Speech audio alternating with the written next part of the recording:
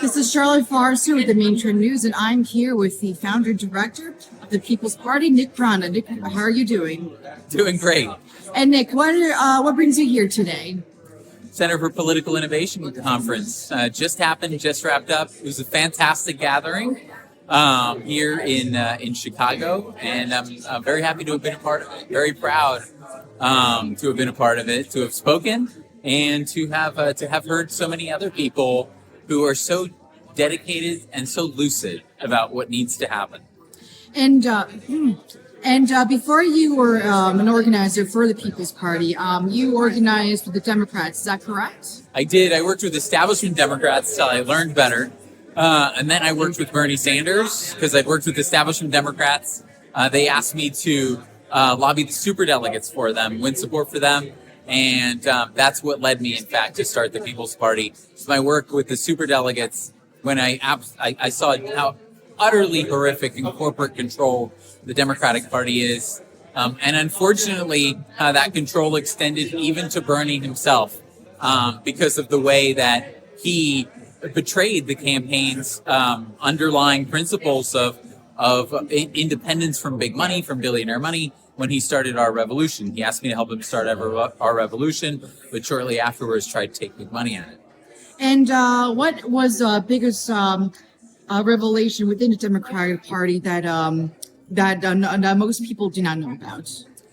That was it. It was the way that the Democratic Party can co-opt and control even the people who appear to be posing a kind of grassroots or populist opposition. You know, the people who had endorsed Bernie, people unfortunately like Tulsi Gabbard, people like Raul Grijalva, now people like AOC, Ilhan Omar. You know, even those people are really just controlled opposition. That was, I think, the biggest realization. And even though those people don't take corporate money themselves, they answer to the corporate Democrats. And so they're no different in that respect. And what are the aims of the People's Party? We're looking for a second economic Bill of Rights, and we're really focusing on building an economic populist party. We reject the kind of woke politics that that kind of exemplifies the Democratic Party, the hollowness of that. And we're also looking to build up to run a presidential candidate in 2024, a populist who can really bring together what we believe and exemplify what we believe. That is that we need to build working class solidarity. We don't believe in that Democratic Party vision of writing off half the country, Trump supporters, conservatives, anyone who describes himself as right-wing as deplorables like they do. We believe that instead you need to look upon people as your neighbors, your brothers, build solidarity with them as working people, as Americans, and come together on a populist basis for the policies like Medicare for all, free public college, ending the wars, really having free speech, nationalizing social media companies.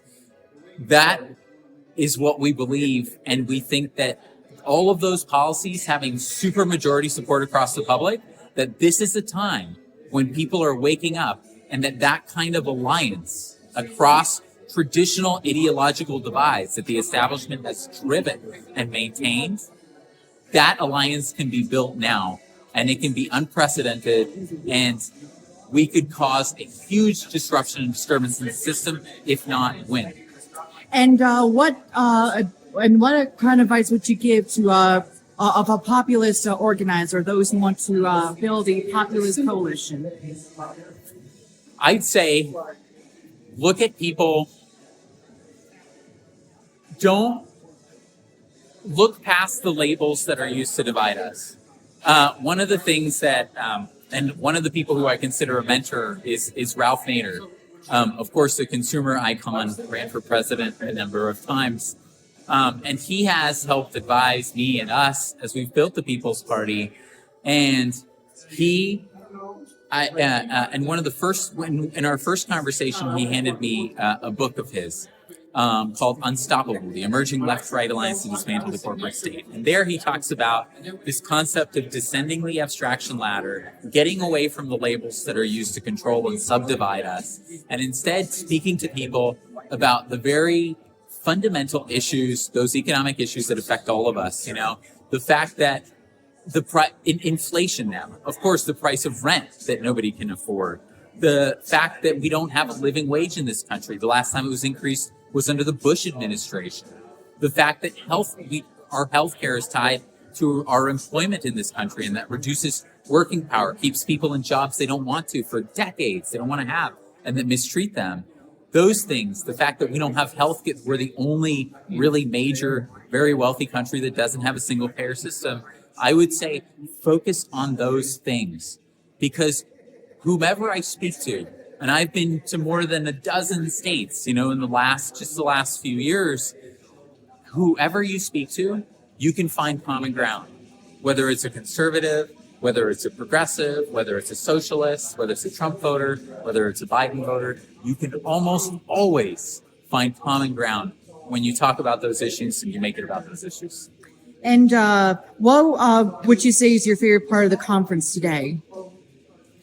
I would say learning a lot about socialist and communist history. That has been fascinating.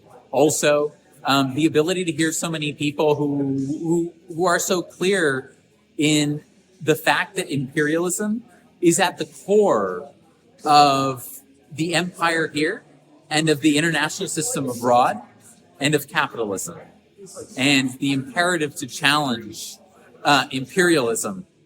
I would say putting that at the forefront, that's been fascinating, the different perspectives here, the analogies to empires in the past, and the way that this empire is disintegrating. And as Caleb said, the fact that there is a coming storm, which I completely agree with, and that it poses the opportunity to form a radically different system in this country, as has been done in other countries in the past. And Nick, where can we find you and your work? Peoplesparty.org. You can find us, sign up, volunteer, join us, and help us get ballot access, help us organize. We'd love to work with you. All right, thank you so much, Nick. Thank you.